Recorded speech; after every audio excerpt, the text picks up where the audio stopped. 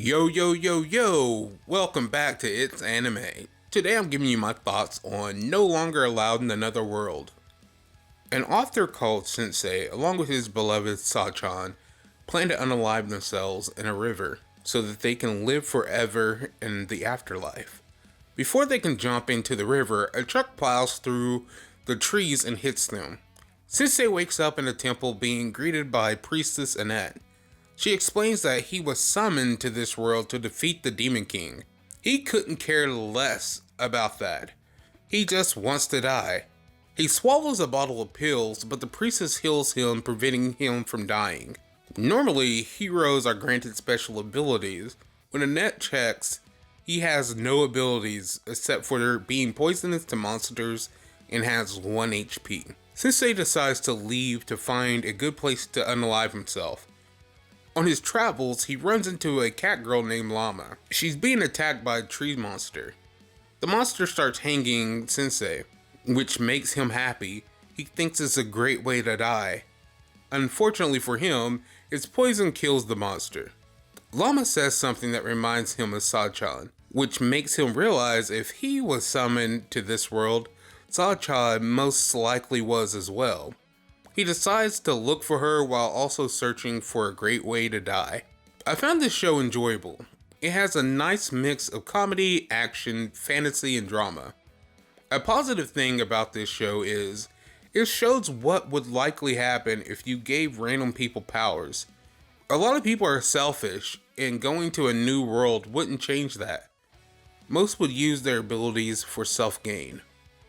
The show makes the heroes the true villains. There's a fun change to the formula that rarely happens.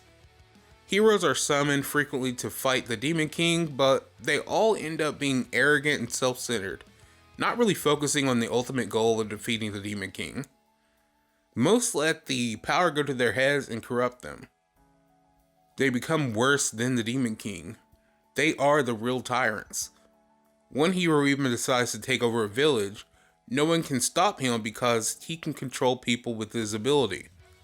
Sensei becomes intrigued by the hero and writes a story about him, which triggers a hidden ability in Sensei to send heroes back to their homeworld, thus saving the day. The characters are great.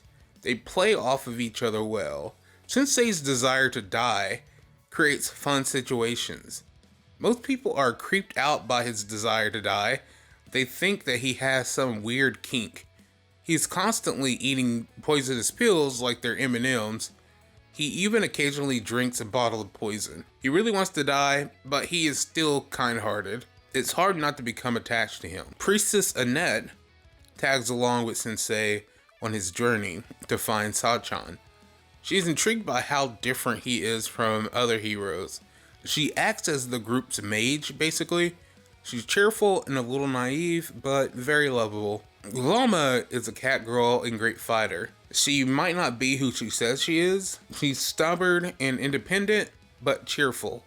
She's another lovable character. Nier is a young orphan who tags along as well.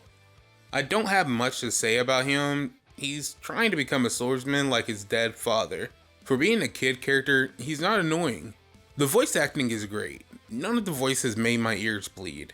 Lip flaps matched up well, no complaints. The animation is also good. There was use of 3D animation in a couple of the last episodes. It can be a little jarring. I'm sure you know by now, I recommend watching this show. It is a fun watch. There are only 12 episodes, so you can binge the series fast.